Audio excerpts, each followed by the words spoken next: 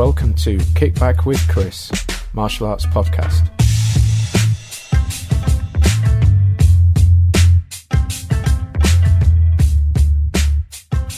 Hello and welcome to Episode 5 of Kickback with Chris. It's great to be here with everybody again. This week has, it's absolutely flown by. So much so, we're actually going to be doing things a little bit differently on today's show. Actually sort of going back to the roots, so to speak, back to Episode 1. But I'll come to that a little bit later on. First of all, I wanted to share with you some news, things that have been going on in the martial arts community over the last week since the last podcast. So the first bit of news I've got is that Gordon Bircham's new app, the Martial Arts app, is now fully launched. I know some people out there have been helping out with the beta testing of the app, myself included, having a click around. It's all really, really cool stuff. So essentially, to sort of compress it, I suppose, explain what it is. The app itself it's kind of for everybody, really, whether you're a student, an instructor, somebody who's just sort of into martial arts but doesn't necessarily practice it. But it's kind of like an all-in-one app. Like all of the best features of sort of social media, the internet, all sort of packaged into one place. It's available on both Apple and Android devices. So no excuse really not to go check it out. Oh, and it's free as well, which is even better. But in there, you can select the arts that you practice, and then you can go in there and you can search for news. Eventually, there's going to be a section for experts to post videos and syllabus packages and all sorts of cool stuff. So go check it out. Also on there, there is a podcast section, and we're really happy to be able to announce that we're one of the first podcasts on there. You can go on there and actually check it out now. So if you go onto the App Store or Google Play and search for the Martial Arts app, it should come up. You can download it. It's free. Have a click around. Oh, and if you've got a school, you can actually add your school into the club listing section as well. So your students can go in there and use it. So yeah, go check it out. The Kaizen show timetable is now live. I'm just actually going to click onto my profile now and look it up. I did have this app. There we go. In case anybody's wanting to know, obviously I'm not going to list everybody's times because there's a lot of instructors going to be there. I didn't realise actually until I looked at the timetable how many people are going to be there. So lots to choose from. But myself, obviously I'm going to give myself a cheeky plug. I'm going to be teaching my kicking workshop on Zone 5 at 12:30 roughly. I'll be there from before then, so if there is any changes, then obviously we'll do our best to let people know. As is the case with all these events, change quite often happens. You know, the times are maybe put forward, put back, areas are moved. So just keep a listen out. I will, if anything does change, and I can get access to the internet, I will obviously update everybody via this group and via all my various groups so that people know. What also might be cool as well is if I can arrange it. Is there anybody interested that might want to record a bit for the podcast that follows directly after that event? It'd be nice to get a few people's words and things from the event. So if you're interested in that, do ask when you're there.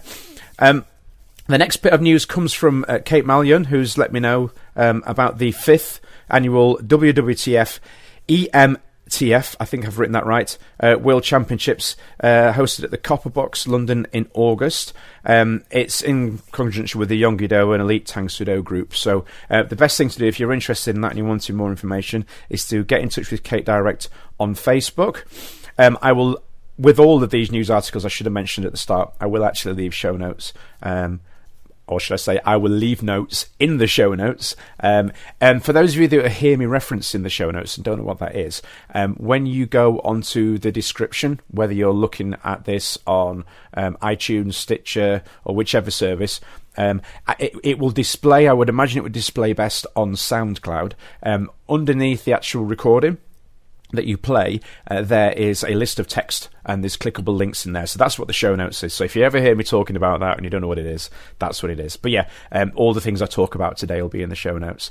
The fourth bit of news, and this is a cool one for me as a bit of a geek and a fan of martial arts movies. It's been announced that Mark Dacascos is going to be having a starring role in John Wick 3, which is is super cool. From what I've read, from what I've looked up, he looks to be playing a villain, which he does really, really well. I know some people get disappointed when they hear that their favourite actor or actress is playing a villain, but for me, Mark he plays such a good villain. If you saw him in his role as Wo-Fat in Hawaii Five-0, you'll know what I mean.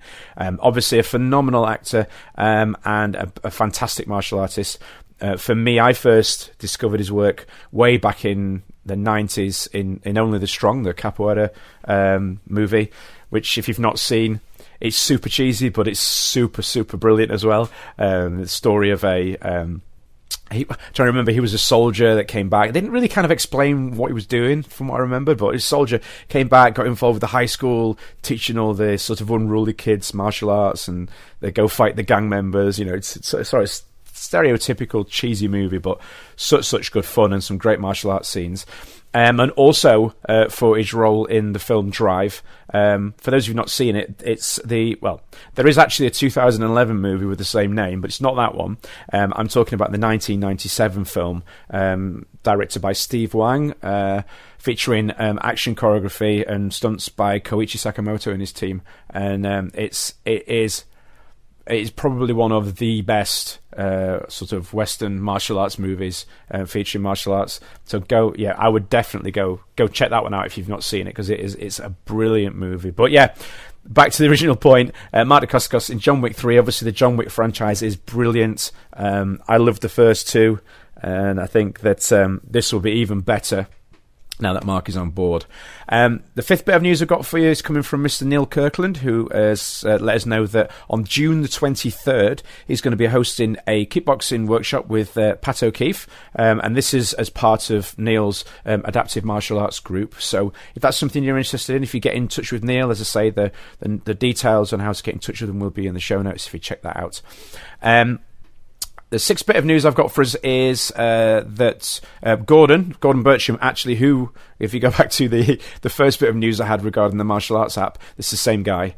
If those of you that know Gordon will know he is just so busy. It makes me feel like I'm standing still. The guy is that busy. But he is going to be hosting this is a great one for martial arts instructors, anybody looking to open a school, or people like myself who have been teaching full-time for 20 years. I know, that's such a long time, isn't it? 20 years. I only realised it the day, actually. But that's for another day. But yeah, he's running a masterclass on July the 1st on martial arts, marketing, everything to do with marketing your school. All the basically the marketing mix, the different things. We're all tend to be very good at focusing on one area and not looking at the other things. But Gordon's going to be sort of working with instructors to help them out. Now, the really cool thing about this one is that it's free. Okay, and that isn't something that you hear a lot of in the martial arts industry. There's very, very few people that give things away for free, other than obviously me and my podcast. But no, seriously, Gordon's a cool guy, and he's done a lot to help out the martial arts industry. And the really unique thing about him is he is a super, super clever guy when it comes to the business side of martial arts, but he is a martial artist first and foremost, and this is why I rave about the guy so much. He can help grow your business, but you don't have to in any way affect the quality of what you're doing to achieve it as well, which is, for me, the most important thing. So yeah, go check that out. He's running it in conjunction with his group, the Martial Arts Business Mastery Community. So if you look that up on the internet, I say the details will be in the show notes, so you can go check that out. So a little bit of news now. I suppose it's a personal one, this one. Although I actually like to think of this podcast now as being more our podcast. So I'm sure some of you will have heard the sort of update that I put out. I won't call it a podcast because it was like 2 minutes long. But earlier in the week I put out a little podcast just to share some news that have been going on for us. In that the show got picked up by iTunes, which was... wow, it was kind of like jumping through a bunch of fiery hoops, wearing a blindfold on roller skates. It was difficult. It's a very tricky process to get sorted out. But anyway, long story short, we got there. We got on iTunes. We got things working eventually. So since it's got on iTunes, Stitcher, TuneIn, and of course on Gordon's Martial Arts app, the listenership has kind of skyrocketed.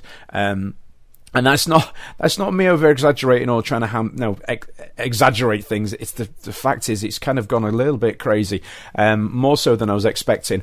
But we've got listeners now coming in from the SoundCloud app that I use to monitor the stats. It lets me see where people are listening from. We've got people from obviously the UK, we've got the US, we've got Germany, we've got China, we've got Japan, we've got Spain. I could keep going. It's absolutely crazy to think that my little podcast that I thought up back on May the 18th has gone from absolutely nothing to being listened by people kind of across the world. It's just mind-boggling. And I suppose all I can do is thank you guys. I know I keep saying this, but thank you guys for your support. Now, something that you guys can actively help with to help me to push this forwards, to make it work longer term, because now this is incurring costs for me, and obviously I have to be able to justify those costs, is if you guys could go, when you're on iTunes or whichever podcast app you're using, if there's an option to subscribe, first of all, do subscribe. If there's an option to rate and write a review or leave a star review, if you could do that, it's not a vanity thing, it just tells the podcast system that people are liking what's going on, and it sort of pushes it up the rankings and makes it more visible, instead of it being hidden in the depths with all the other one or two episode podcasts that then disappear. So yeah, especially if you're on iTunes, because it's dead easy on there, but on whichever one you're on, Stitcher, TuneIn, whichever, if you could leave a review and rate it, do the star thing, leave comments, that all helps to tell those systems that you're enjoying what you're listening, and it pushes it further up the rankings, and then obviously makes it much easier for people to find. Okay, so our final topic I'm going to go through in the news section. This is going to kind of lead into the next section that we're going to do, is one of it's one of those really kind of sad things to see, but it is news and we can't overlook it. I won't mention the guy's name or his school or the particulars of the case. I think everybody, a lot of people saw it all over Facebook, but a particularly sorry incident in that a martial arts, I will say, instructor in inverted quotes. Essentially, he hurt two of his students in his class, which resulted in him being sentenced for those activities. Now, obviously, I'm being careful on what I say. You've got to be with these sort of things, but I think it's fair to say most people saw the article that was bouncing around the internet, and it actually got me discussing this with a number of different people who were senior figures in the different associations, actually run associations, about what it is that we can do as an industry. Now, obviously, the martial arts industry is completely self-regulated for the most part, and it's down to us to make sure that we are doing the best we can for our students. But what's evident from the number of incidents that are popping up, maybe it's not that there are more incidents, maybe it's just more that there are, because of social media being the way it is, the second something happens and it gets on social media, everybody knows straight away. That being said, that doesn't mean it doesn't need tackling. Is there the need for more control? Dare I say more regulation? How would we go about that, though? What are the sort of things that we could do? And I think these are the conversations that perhaps need to be happening more. Now, I know over the years that there has been attempts by various different groups to try and get things in place, and it tends to all sort of fall through, and nothing tends to happen.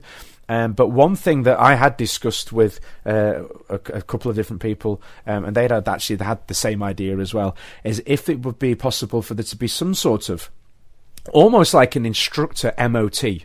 If you think, you go for your first aid course every 3 years, is there something that could be put together for martial arts instructors, sort of involving everything? I know with martial arts there are so many different styles that it is impossible to regulate all of the different arts, but surely as instructors, the moment you become an instructor, there are for sure key elements that are universal. So would it not be possible for something like, as I say, a 3-year refresher course, just so that there is a little bit of extra accountability there? Would we be able to make it a legal requirement? Probably not, just in the sense that, it isn't technically a legal requirement to be insured or have first aid. It's just seen as good practice. Could we not make it so that it is good practice to have this particular sort of 3-year martial arts instructor-based training course completed? Now, I understand, and it's a difficult one, because I'm one of those people that is wanting there to be more regulations so that we don't have as many of these incidents that we hear with instructors sort of abusing their position. But we need to be careful that we don't push like crazy to an extent where, and if anybody out there is a teacher or works in the education system, you'll know exactly where I'm coming from with this one. We don't want to end up with almost like an Ofsted type situation where, and again, I'm not speaking for teachers here, I just know from my experience of people, family members and friends that work as teachers, I tend to see them doing more paperwork, more generating of stats, more filling in forms, more going on courses on how to fill in forms than actually thinking about teaching. And I think that if we're not careful, we could end up with that same sort of situation within martial arts, where we actually, as instructors, spend more time filling out forms, completing documents, completing courses on how to fill out those documents, than actually being creative in our instructing, our teaching, and focusing on our students. So it's a fine balance. It's a very, very difficult one, but it's at the same time, it's clear that we do need to try and find out a way of tackling this one. So maybe you have your thoughts on that one. If you want to write in on that subject, if you do want to write into the show, if you want to go to our new website that's there, you can reach us at www.martialartspodcast.co.uk. Alternatively, you can also get us at www.kickbackpodcast.com, and of course through our Kickback with Chris podcast Facebook group. If you go on there, if you apply to join, we have the apply to join thing on there just so that we can monitor the amount of people coming in. It's not a security thing. It's purely just so that every time somebody comes into the group, I can just see that they're coming into the group and just keep tabs on what's what. So yeah, that brings us to the end of the news section. So I mentioned at the beginning of the show we were going to do things a little bit differently today to what we've done in the previous few episodes. Rather than having a guest on today, what we're going to do is we're actually going to run it as sort of like a Q&A based section, an opportunity to chat through topic points that people have been sending to me over the last week. They are actually still coming in, so what I'm going to do in a moment is just pause for a second and go check out what people have been having to say after this quick advert. Thank you. You're listening to Kickback with Chris, the martial arts podcast, brought to you by www.onlinekicking.co.uk. Okay, guys, so to the Q&A section that I mentioned earlier. This is the first time we've done this, so it's been an interesting process getting the questions in, and it's been really cool to see the sort of variety of people that have commented, asked questions, and indeed the types of different questions that have come in. So, starting off with question 1 from Mr. Neil Kirkland. He's asking about balance. How do you help people with poor balance to kick better? Okay, so obviously there can be a number of reasons why people struggle with balance. There might be an underlying physical issue there. It might be either through something that they've been struggling with longer term. It might be a lifelong problem. It might be from an injury or the result of treatment from an injury. Again, there's obviously many different reasons, so I'm just going to try and give sort of a general answer. It's not going to be a one answer fixes all. Essentially, with balance, what I find helps, and something that I used to train actually, and I do use this a lot with students, younger students, and indeed at the opposite end as well, older students that struggle, is to give them almost like a mental crutch to work with. Okay, so what I mean by that is you could either lean by a wall, lean on the back of a chair, use a partner, somebody you trust, obviously. And if you're going to do this with kids, you've got to really watch that one on a serious note, because obviously they are going to be helping each other to stay upright and stable. Trying to describe it over audio is quite a tricky one. But essentially what I would do is, let's say we're working a basic side hook or round turning kick combination. You'd have the standing foot, the rear foot, sort of toes turned towards the wall or to the back of the chair or the radiator cover, obviously with the radiators off. To get your foot in the position that it would be in if you were performing the kick normally. And then with the hand, the corresponding hand, so if it's your left foot towards the wall or the chair, using your left hand to brace yourself to sort of, I won't say hold yourself up, because you're not fully holding yourself up. It's just that sensation of having something against your hand that mentally allows you to sort of not think too much about that supporting leg, that standing leg, and allows you to think more about the technique. Okay, and with time, and that is the important factor here, with time, you slowly start to rely less and less and less on the back of the chair or the wall, the radiator, whatever it is you're leaning on. I don't know why I keep saying radiator. There's radiators in my gym that we use. We never turn them on because I'm tight. We tend to use them as a training aid more than actually for heating up the building. But no, back to what I was saying. You slowly start to rely less on the object you're using to lean against and concentrate and shift the focus back onto your standing foot. Really, really concentrating on making sure that it's in a good position for helping you with balance. Way too many times you see people with their feet pointing in completely the wrong direction or position for their kick. Now, I know that this is going to be to a certain extent a subjective one on the basis that different arts have different requirements, different kicks, etc. But just as a general rule for maybe sort of lead leg kicking, having that back foot turned around properly prior to going for the kick is going to make such a huge difference, because you're going to be using the leg in the manner that it's designed to work, as opposed to working against it. It's one of those things, I guess, that and this is not a cheeky plug for my my online course, but you would need to sort of have a look at tutorials on, say, YouTube. There are lots of others as well, but if you are stuck, I would be happy to help if you want to get in touch direct. So hopefully there's something there that helps you with that one.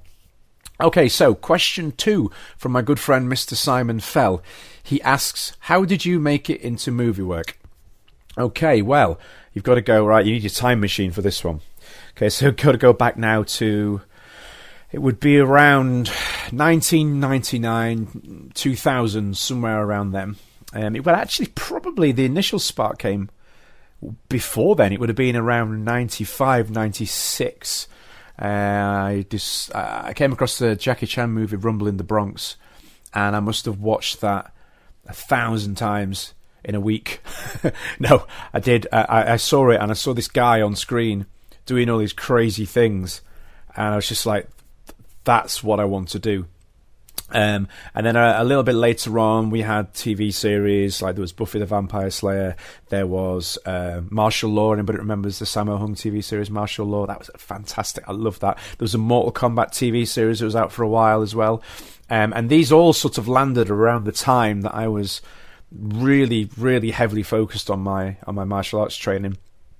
And in particular, it was around the time I was coming up to black belt testing, so I was really focused and working it a lot more seriously.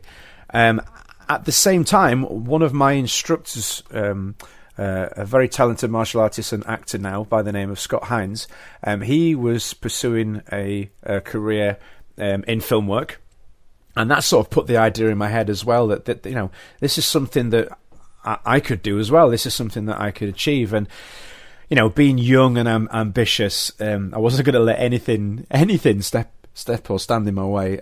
So I just went crazy for it.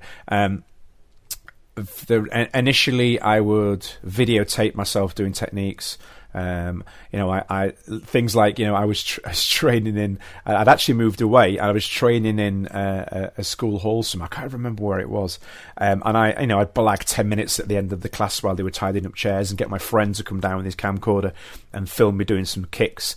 And then back then, video editing at home was a painful experience. Having a VCR hooked up to the computer with a capture card, and the video files would take hours to render, like hours and hours.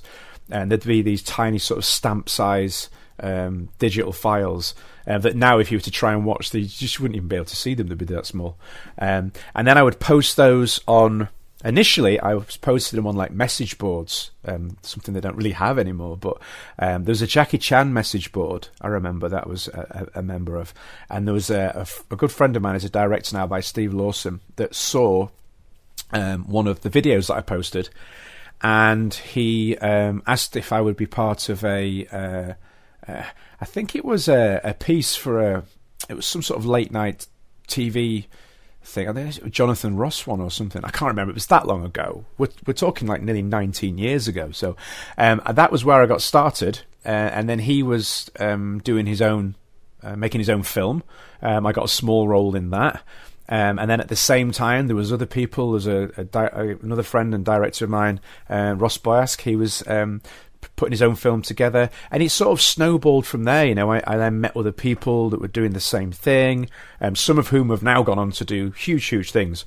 But we were all sort of working together on the same things. So slowly but surely, I was building up this material, this footage that I sort of taught myself to video edit. Taught myself how to make a website. I had lots of spare time, and I really focused on getting those. I learned how to burn VCDs. This is before DVDs; you could really sort of burn at home, and I sent those VCDs to everywhere that you could imagine. If I could find an address to send a VCD to, they got them. And probably somebody listening now got one of my VCDs at one point. A little bit prior to that, I was actually sending out, believe it or not, VHS cassettes in the post as well to people. It'd actually be interesting if anybody has any of those original VCD or VHS copies. But yeah, I was sending those all over the world, and I've just basically plugged at it persistently and consistently for years.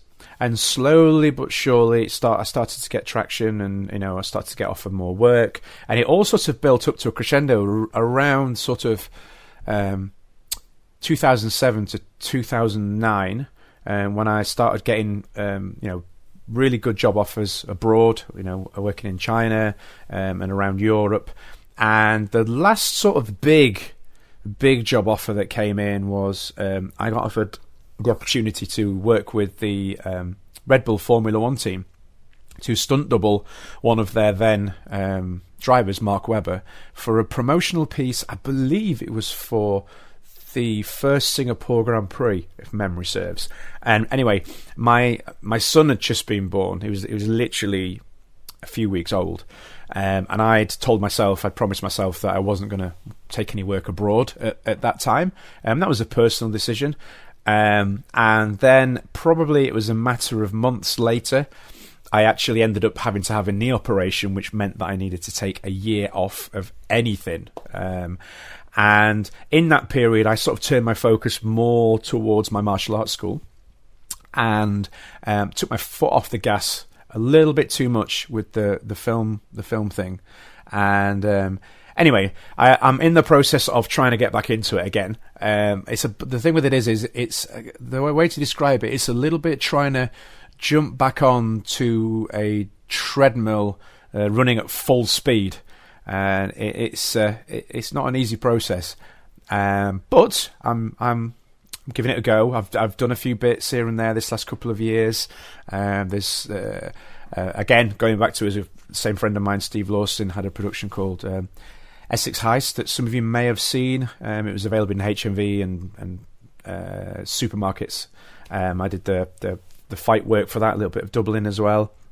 There's another film. There's actually, I don't know if it's going to stay with the same working title, because I know there are actually two films with the same title, but a movie by the name of Vengeance. I did some of the choreography work for that as well, and that's due out sometime soon. It's been at Cannes Film Festival and other places, so I am still keeping active, trying to reinvent myself now, I suppose.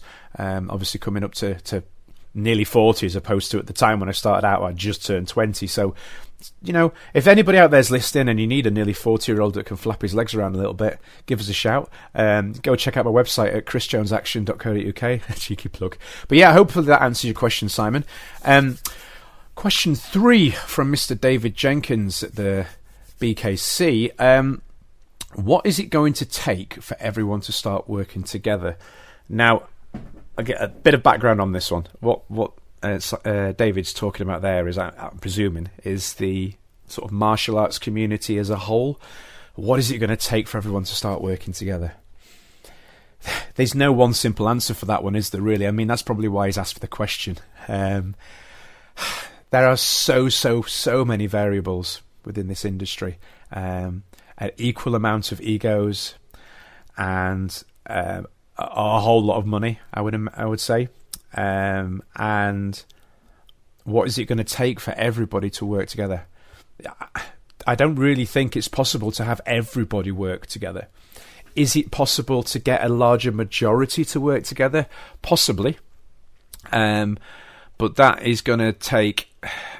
It's going to take an awful lot of give and take from everybody, really, to get that sort of dream to come true. Would it be better if everyone was working together? I suppose is another question that is worth considering. I'm not sure that it would be.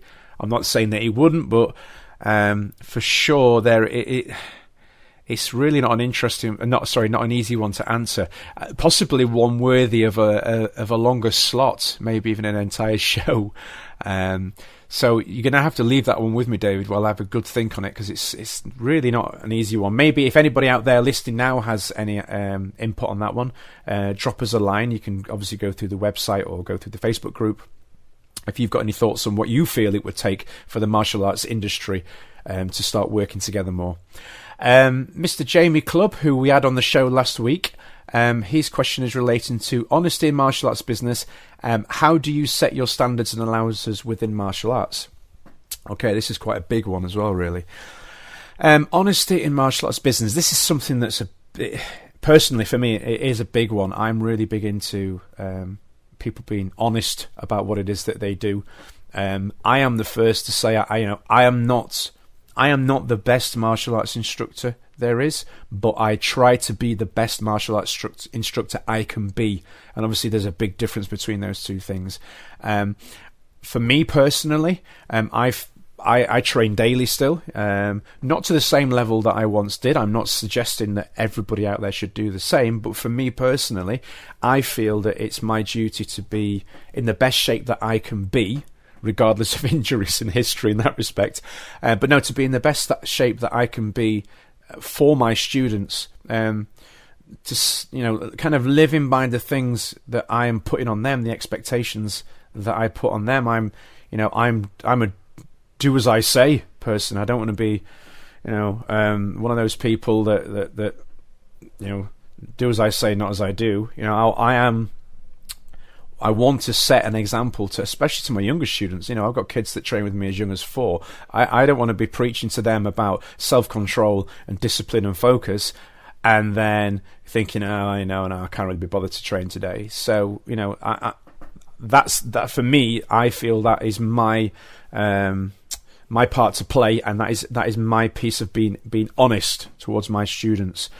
There are many other forms of honesty within martial arts business that you could discuss, but I think for me that's the key area. As for standards and allowances, again, this is a hugely subjective one, and this is a very much a personal one. Myself, when it comes to allowances in martial arts, I'm a I'm big into inclusivity, and allowing people from all backgrounds to take part. Does that mean there needs to be allowances? Absolutely it does. Black belt to one person is a completely different thing to another. I know that some people have big issues with younger kids getting black belts, and I do agree with that to a certain extent. When you see 3-year-olds and 4-year-olds getting second and third degrees, it is a little bit of a worrying one for me, that one, but I won't go too much down that one today. As for allowances, I've got people that train with me with all sorts of life challenges, and for me as an instructor, as long as I can see that they are pushing themselves to their limit, their own personal limit, what more can I ask for? Does that mean that I am then prepared to make allowances for them? Absolutely I am. Will I make allowances with regards to the ethics and morality side of martial arts and business? Absolutely not. There are key things that I don't allow in my business. Some may argue that has held it back as a business, but I am prepared to take that knock if it means that I feel that I am providing a service that is morally and ethically correct. Again, it's a subjective one. Some people might not agree with my methods. Some people don't like schools that charge monthly. We charge monthly. I've got rent to pay. I've got a 10-year lease that I need to be able to pay. So I need to do things monthly to make that work. I can't rely on people saying they're going to turn up week to week. I need to charge monthly. But there are some people I feel that go to the extremes. Personally, I don't agree with contracts, 12-month contracts, 2-year contracts for 4-year-old kids. Kids change their mind constantly. I know as parents and instructors, it is our job to sort of keep them on the path. But ultimately, if they do change their mind and they find that martial arts isn't for them, having their parents tied in to a year or 2 years, just for me, it doesn't seem to be the right way to approach martial arts. But again, that's just me. Maybe you have your own thoughts. Again, if you have thoughts on that one and you want to get in touch, please do get in touch with me. Mr. Nick Thomas, how have you managed the process of starting out to running your own school? Okay. So my martial arts school has been open now for around 15 years. Prior to that, I had worked for a couple of quite large, dare I say, sort of commercial, sort of big martial arts schools in the UK. So I had experience both teaching full-time and being around the business side of martial arts as well, and having an idea of how things work. So I had quite a good idea of the sort of things that I wanted for my school and the things that I really didn't want for my school based on my previous experience. And I guess I kind of went into it with, I was young and confident, as I said, especially it was around the same sort of time as I was pursuing the film career. So there was a bit of naivety, I suppose, really, and an awful lot of luck. When I say luck, is there such a thing? I suppose you create your own luck through hard work, don't you? But a building became free near the unit that my dad was working from. He had a business as a plastic fabricator, and I was teaching out of rented halls, out of a local dance school. I'd been there probably about 6 weeks, and I had about 18 students at the time in that 6-week period. And this building came free, and we worked out we could afford to rent it. So I just was like, yep, let's do it. And I remember we opened up on day one we had these same 18 students, but they didn't usually train on that day. So I opened up with essentially sort of no students booked for that day. I didn't do any promotion for it or anything. I just kind of I opened up and hoped that people would turn up. And, I suppose, luckily, I just said that I don't really believe in luck, but, people turned up. And, all these years later, we're still a fairly small school. At present, we're around, no, I don't like to say around, I should know my stats properly. Let me just check. We are at 209 students at present. The building itself, though, is really quite small, so it does actually take logistically quite a lot of juggling to get those students through the door 6 days a week. But yeah, I suppose the process was one of just kind of doing it and hoping it would work, which isn't really sensible in this day and age. As I've mentioned before, now we're lucky to have people that are people like Gordon Bircham, I mentioned before, who are a great source of information to go to, because he's been there and done it. He's had a school, nearly lost a school, and then built one up to sort of 400 plus students. So, it's times now are much better, especially with social media. Social media is absolutely, it's a brilliant tool for marketing your martial arts school. I know some people are quite against marketing. And I understand why. I do understand and respect why. But I think it can sometimes be a little bit risky to presume, because you feel you're a good instructor and have good standards, that people are going to turn up.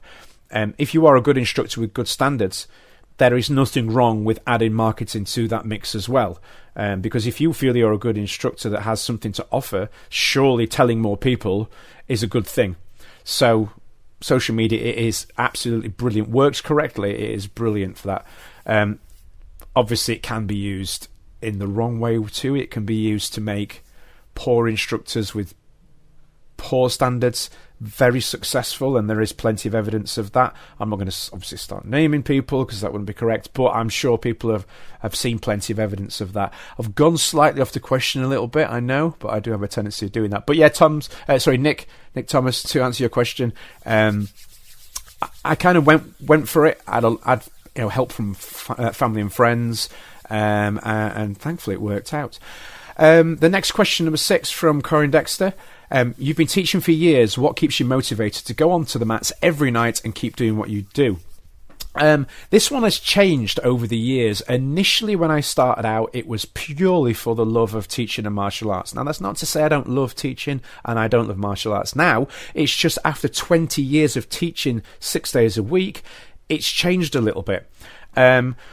For now, personally, it's having the opportunity to work. Obviously, I work with Fighting for Autism, and the awesome charity Jackie Chan's Dragon's Heart Europe, and it's knowing now personally that being involved with teaching it's not just helping my students that have challenges, and it's also knowing that I'm able to work with people further afield to spread the word, to help raise awareness and raise money. And that for me now is my it's my spark that keeps me going. We all have those days where we have terrible things happen. And as instructors, we have to tie that knot in our belt, or if you wear a belt, and then go onto the mats and sort of perform and put that smile on. And I have days like that, as all of us do. And it's the knowledge that if you walk into to teach a class, and let's say little Jimmy, I know I use him as an example quite a lot.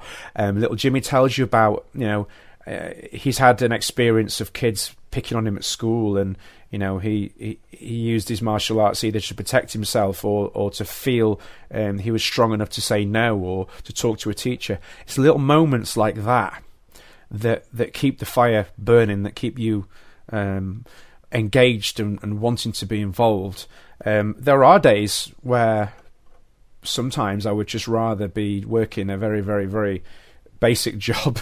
We all have days where the grass seems greener, but these little instances, these little spark moments come around also often in it, and it just keeps you going.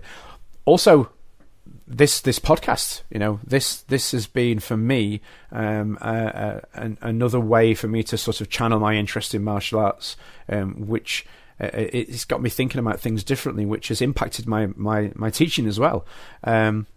So hopefully that answers your question somewhere. Okay, question 7, penultimate question, from Mr. Aidan James. Do you train and perform your kicks differently for films than you do for reality? Right, I don't train them differently, but I do perform them very, very differently. Now, I'm very, very, very keen on training conditioning, leg conditioning, because one of the things, obviously, right, let's just talk reality. When I say reality, I would say like, something for sparring or something for outside. Obviously, two very different scenarios, but they both include levels of impact. Different levels of impact and different ways of getting from A to B to a point, but they do both involve impact. So when you're kicking a person or a pad, obviously your aim is to make contact. So the point at which you pull the technique is completely different. Now, when you're working on films, it depends on who you're working with and the situation, but more often than not, you are pulling your technique. So what I mean by that is you're essentially making it look like you've hit, but you don't hit. And done repeatedly, that it takes its toll on your body, your hamstrings and ligaments especially. So I'm sort of big on training conditioning, especially coming up 40. I know to some of you say that's like, oh, you're just a kid, but let's be honest, sort of anything over sort of 35, you really do start feeling it more and more, and the injuries creep in. So I'm training kicking sort of daily, not sort of daily, no, actually daily. I'm always doing something, because it's all very well being able to have a half an hour warm up and stretch in a nice warm gym with a matted floor and then kicking pads. If you're working on a film set and it's a night shoot and it's November, and you've had about 20 minutes sleep, and then suddenly you've got to go. You don't really have time to warm up and stretch properly. You've got all these factors. You've got maybe some sort of elaborate wardrobe. You've got big boots on or something like that. And you've still got to be able to go, and you've still got to have that control. So, for me, keeping on top of my flexibility, my all the time flexibility, not after 20 minutes, sort of being always ready to go, and with a decent level of strength and conditioning, so that I'm not going to go damaging things constantly. And the training for the film stuff actually lends really well to the training for the reality based stuff. It's just obviously the way in which we sort of, I suppose, with the performance stuff, we sort of make it flowery and look nice. We tend to lock the technique out, freeze it at the point of impact just that little bit longer, just so the camera can register it, the audience can register it, the person on the other end, the performer, can react to it. So it's a little bit less snappy, and sometimes it has a little bit more of a pause to it. But I just love kicking in general, really, I suppose. Final question from Kieran. Right, I'm going to guess this. I actually asked him how to say his surname. I'm going to guess it's Pandey, or maybe the E is silent, in which case it's Pand. But anyway, what would I be doing if not for martial arts, and could you share with us a little about your martial arts journey? Okay, so what would I be doing if it wasn't for martial arts? I would... Now, I used to have a really hard time focusing on one thing for more than 10 minutes, but I was actually... At the time where I ended up teaching full-time, which is actually a bit of a story behind, which I'll share with you in a minute, I was at college. It would be 1998, 99, I believe. I'd just done sixth form. I had absolutely no idea what I wanted to do at university. All my friends had all picked university courses and got that sorted, but I didn't know what I wanted to do, and I didn't want to just pick something and end up in a ton of debt, because that was just when the whole university charges thing came in. And so I thought, well, I'll take a year out, but in that year out, I'll study. It was like editorial design, so like magazines, that sort of stuff. I was always interested in arts and design and drawing and computers, so I figured that was a good one to go into, and I got about 6 months into it, and as I mentioned earlier on, I was really heavily into my training at this time, and it was actually the same chap I spoke of, my instructor, Mr. Scott Hines. And I still feel terrible to this day. I accidentally caught him in the face with a technique, which meant that he had to have a little bit of time out, and his boss, my then instructor, said to me, and I later found out that he was actually joking when he said it. I'll see you in the morning then. And I actually went and ended up working there for a week. out of guilt. I just felt so guilty for hurting this guy, my instructor at the time. I sort of borderline hero worshipped. And yeah, I ended up, long story short, I ended up working for the school. I did a week for them, and then not long after that, I was offered a position of an instructor that was moving on. And I sort of fell into the job. So if I wasn't doing this, I guess I'd be doing something, ironically, the same as this now, sitting down. Probably wouldn't be talking about martial arts, but I would definitely be doing something sort of design work, that sort of thing. My martial arts journey, I'll try and keep this one brief. I started out in the late 1980s. My instructor at the time was a guy called Dean Colborne. I was training in Balby in Doncaster in the WTF, now known as WT, Taekwondo style. I started out, I think I was about 8 years old, and I trained in that seriously for about 2-3 years, and then on and off till around about 1995, 96. Bounced around a ton of clubs that just kept closing constantly, as more clubs do. I was grading under Master Tony Quigley at the time, who I remember used to scare the crap out of me as a kid. And then I ended up at Master Kim Stone's school in Doncaster. That would have been around 96, 97. Obviously training under the ITF Taekwondo and kickboxing style, where I stayed until I trained, passed my black belt in 1999. And then I went on to work for them until around 2002, I believe it was, maybe 3, and then went on to open my own school. So that's sort of like the compressed version of my martial arts journey. So hopefully that answered your question.